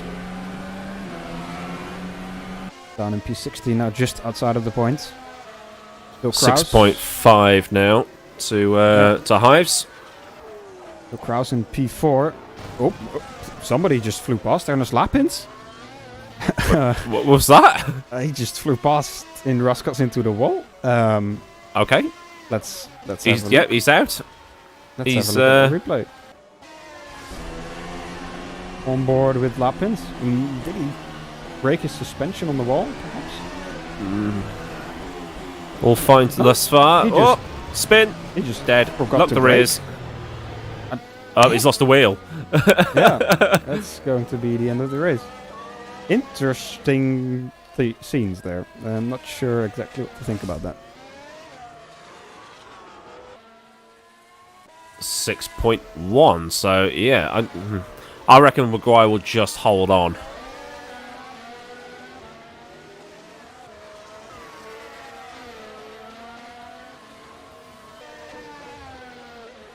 Yeah, I think it's going to be difficult though. Again, this lap, he's losing quite a bit of time. There's still 15 laps to go. And Hives has, what is it, like 15 laps newer tires than Maguire? Those tires for Maguire, and we know Maguire isn't that keen on saving tires and trying to get them to the end of the race. I don't know. It's difficult to say. Yeah. He might just be saving them right now, waiting until they catch him up, and then use the rest of the tires available to him to try and defend. Of course, it's not going to be easy for Hives to get past him, even if he has a lot of tire advantage. We saw that already before when he was on the soft tires and Maguire was on the hards. But perhaps a bit more risk will be taken. Yeah, he's got the track on his side here. If this was anywhere else, he'd be a sitting duck, but with only 2 real places to overtake, he's I think. Yeah. Yeah, we're gonna have to wait and see what Sultan Hives is going to be able to do. But now gaps are stretching out a little bit more, even that group from Ivan Leonov down to Ivanov. Oh, as I said it though, I think Patrick Hanko made a mistake somewhere. I think he cut. Let's quickly look at the replay. Yeah, let's have a look at that. I think he cut the chicane. Let's see, they might have been side by side actually. Yes. Leonov went for the inside. Anko Boff tried to turn in, and he cut the chicane completely. I So he's got a little bit of an advantage for that. I think he has. Yeah, he has a penalty and came into the pits as well. Right. Yeah, he's in the pit lane now. Driving on through. And he's back out again behind Noah Roivers. And he said Noah Roivers. Noah Roivers. There we go, that's a tongue twister.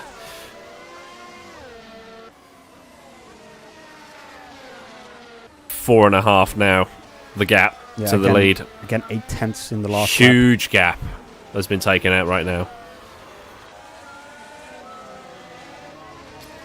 Noah Roivers behind Oldenmenger.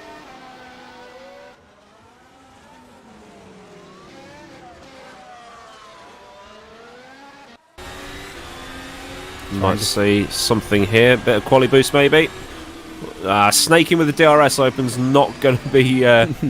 if you snake around with the DRS open, you're going to have a bad time. Yeah, especially with high downforce levels that these cars are running at Monaco. And those bumps. Yeah, I mean, you have a lot of downforce on the front wing, and opening the DRS will, of course, almost lose all the downforce on the rear wing, so the rear is going to be really light.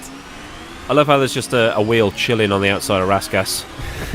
It just... I think that's the one that fell off earlier.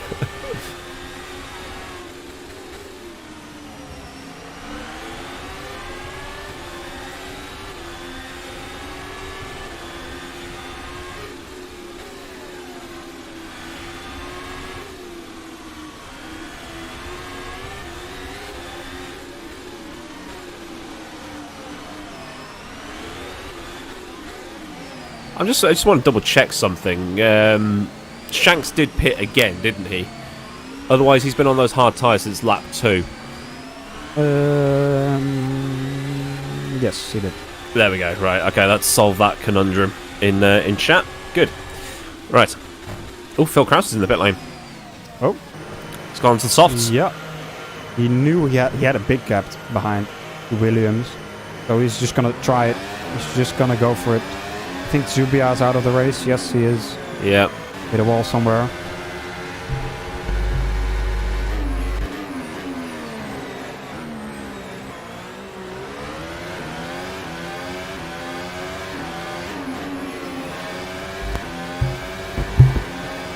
Apologies for the technical difficulties there. It's gap between Maguire and High is now 3.3. Just on board with Maguire here. Trying to see if he is starting to struggle on these tyres. You can see on that front left there's a bit of wear. Should be fine. Hey. But Phil Krause taking the gamble for those softest available tyres. Maguire still having plenty of grip through this, well, I say the twisty bit. It's all the twisty bit, isn't it? Yeah, sorry for the mic problems. You turned your lightsaber on, didn't you? Something like that. Ernest Lappin's in the chat now saying that his brakes failed. Well, that's unfortunate. At Monaco, you kind of need those.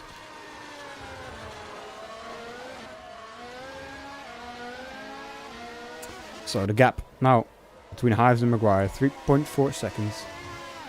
Laps to go, 9 and a bit. 3.1 now. Still anybody's race.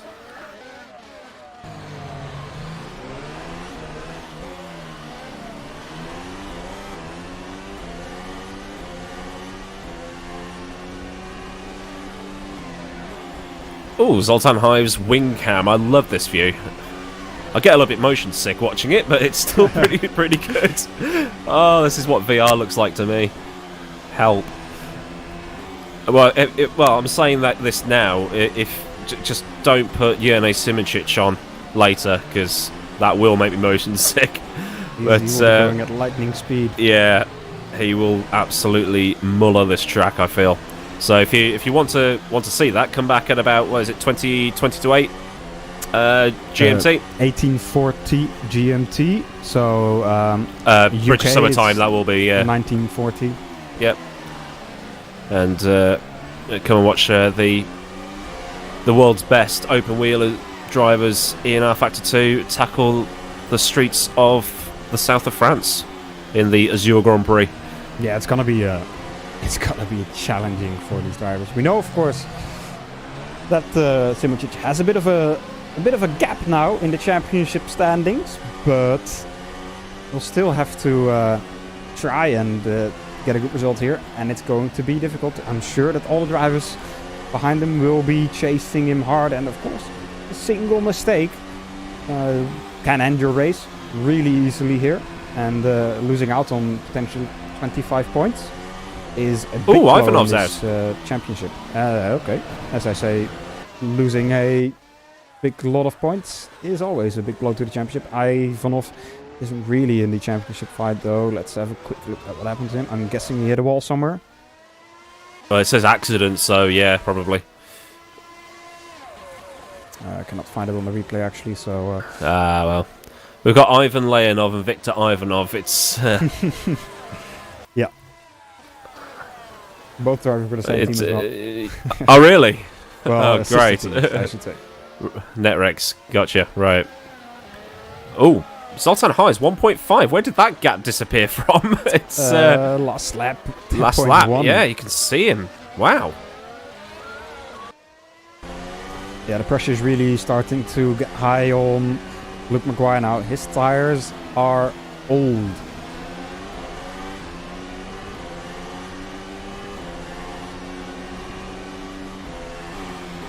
I'm just going to bring up Maguire on my other screen here so I can watch him and then watch the onboard that we've got with Zoltan Hives here on the broadcast.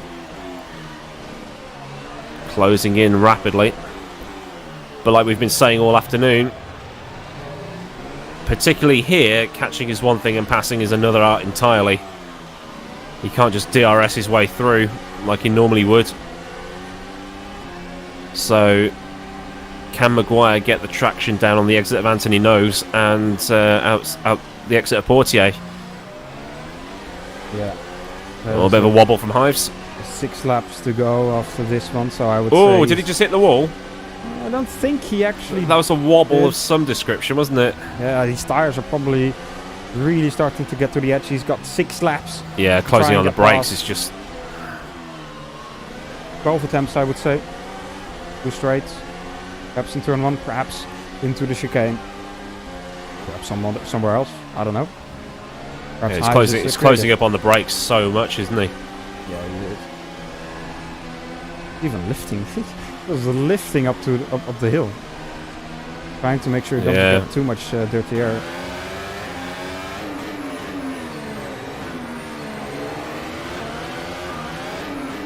Yeah, there's a lot of wear on those rear tyres. You can just see them in the right light angles. Just probably one of my favourite features of rFactor 2 is watching the tyres get worn textures on them after a while. I mean, Shanks has recovered to 4, so a fantastic drive from him today. Yeah, definitely. Had some troublesome moments, but definitely managed to crawl back.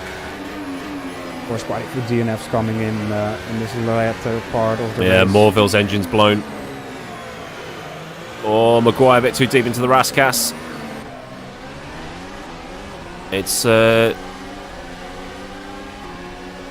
It's pretty much Hives to lose right now, because one wrong move and we might see Zolt Sux winning this race.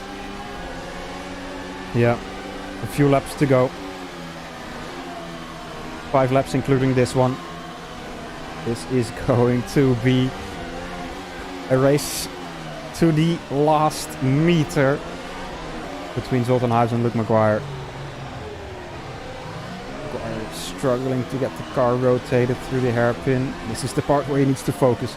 Get the right exit. And he does that DRS activation is quite early on that straight. I didn't realise it was that early.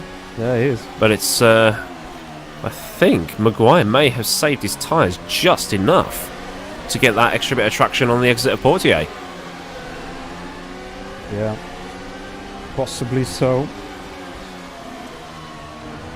Let's see though. We can see him closing so much. This is going to be the part where he's going to try a bit of a wiggle out of the final corner, but he's close enough, I think, to try and make a move stick. No, he is not. A bit of a wiggle as well out of turn 1. Lost a bit of time there.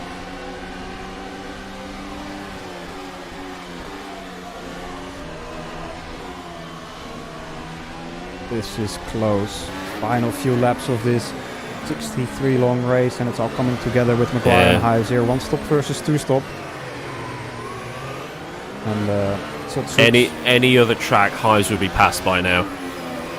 But this is the problem with this track. Yep.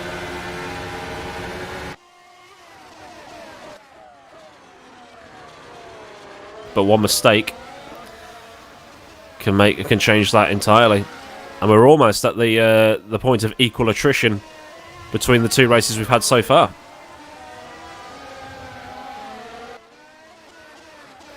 Does Hives risk using quali boost now? Needs to be careful not to blow the engine. Same goes for Maguire, of course. I'm guessing he's using quite a bit just to defend. Again, not close enough. Out of the corner. Wow! Hives might be able to get past here around the outside not of a Beau Rivage, no. No. Oh, that car's understeering a bit in front. Ooh, perhaps Can he send it into Mirabeau? This is very, very tense for the final 3. Phil Kraus has blown his engine. Oh, championship leader out of the race. He will be out of the points as well. That's going to earn him Maguire a lot sliding. Maguire. Right. Now here comes Hives. He's a bit too far back again. Perhaps if he uses enough boost. Has the DRS up the inside. Perhaps has to... Sending it. Ooh, bit of a move on the braking, but Hives was able to get the car stopped in time.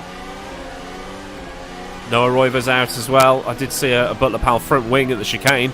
Ooh, that's a bit of a wobble. I think there was some debris there that Maguire hit. Looks like he got that Butler Powell front wing stuck under his car briefly. Wide again in Oh, Raskas. that slidey boy. Hives hasn't been able to capitalise yet. Yeah, does manage to get a decent exit out of the final corner there. Defending on the inside there. This is where Hives last time around was really close. This time around a bit further. 2 laps to go. So only a few places left for Hives to get past. A few more opportunities. Oh, hit the wall that's there on the boff. inside. Oh, that's another boff. That's not going to help him.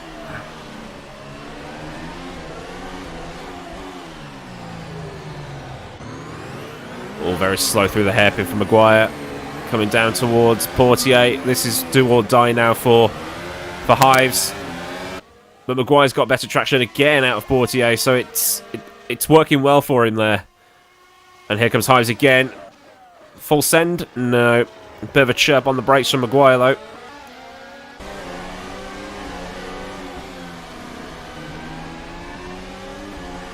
And then through the swimming pool. Can Luke Maguire hold on through 2 laps to go? Actually, no, this is the final lap coming up, isn't it? Yeah. Because of the way that rFactor 2 displays its timing screens. This is the last lap. Yeah, this is going to be it now, I think. Oh, send! Oh, that's a huge lockup. And I think that's done it. Provided Maguire stays, well, says stay on track, stays out of a wall, I think he's got this. I don't know, the lack of grip on Maguire's tires is really starting to get up. Another 2 seconds slower than what Hives was able to do in free air.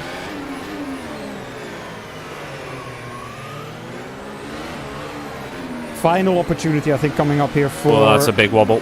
For Hives. If he gets a good exit out of this corner, might be able to do something coming into the chicane. I think that was a bit of a squirm. That was a bit of a squirm for Hives coming out of Portier, but I don't think he's close enough. Full send. No, that's it. Race over. I don't know. He might do a do or die move into Raskas.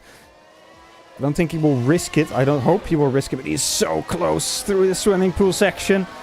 Will he try coming into Raskas? around the outside. Perhaps if he gets a good run out of the final corner, might be able to do it before the line, but surely not. Out of the final corner they come. Luke Maguire is going to take the victory, only just in front of Zoltan Hives. What a race there in the final few laps. Zoltsook's able to catch up to them in third. Kieran Shank's great recovery drive in fourth at the moment, coming out of the final corner. Then got Ivan Leonov. It's a bit of a wait for him. He's still in the swimming pool section as he comes through the final few corners to finish his race.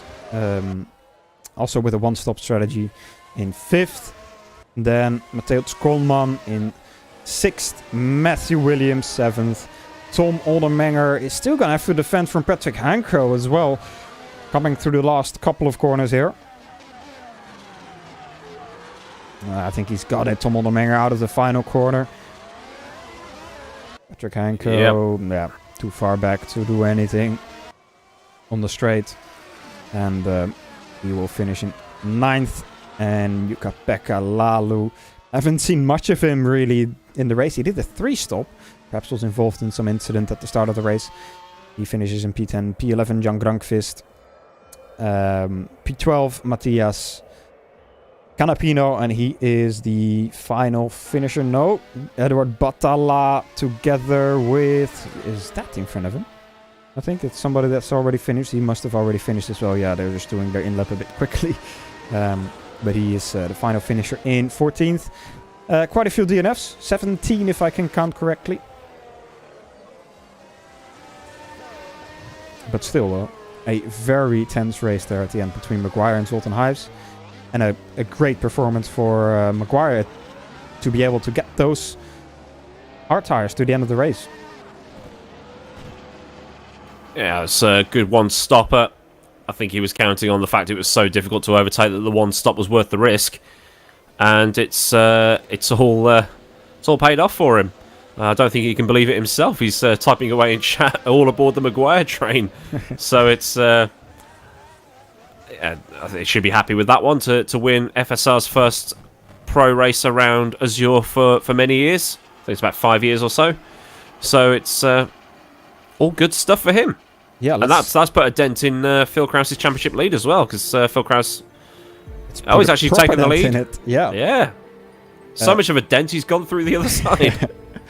Exactly. So Maguire now technically leading the championship. Of course, this is all before any penalties or post-race incidents have been done or have been looked at. So it's provisional. But at the moment, Maguire will be leading by 2 points over Phil Krause.